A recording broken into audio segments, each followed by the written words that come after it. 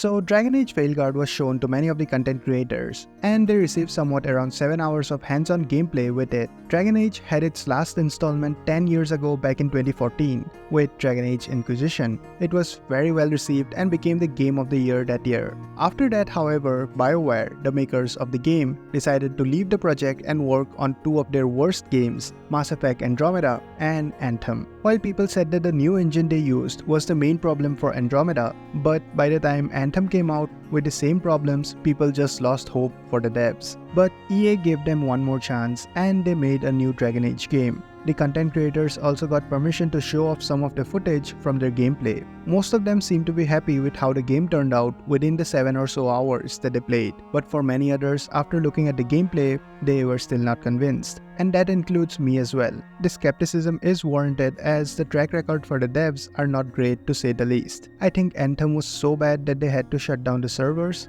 Being a live service game, it could not handle the server costs for the few players it got. The graphics for Veilguard looks like it's 10 years behind and the combat is not up to the par with the modern day games we've been getting. The creators got to play the prologue and many other parts of the first act of the game. Although no one talked about how long the game would be, Luke Stevens, one of the content creators who got to play the game, said that the parts they played were like half of the first act. So 15 hours if you want to roam around for one act, and there are a total of 3 acts. That might be around 45 hours if you don't want to explore everything, which is good. I don't mind games not being 70, 80 or 100 hours long. The game is also semi-linear, kind of like Wukong, where you can explore the areas, but it's not a full open world. Also, the character creation has been upgraded from the previous installment. Now it feels more like the one from Dragon's Dogma. This video from IGN shows some of the things you can do with the new creation system. The content creators also did say that the choices you make in the game do really matter. I don't know if it's on the same level as Baldur's Gate 3,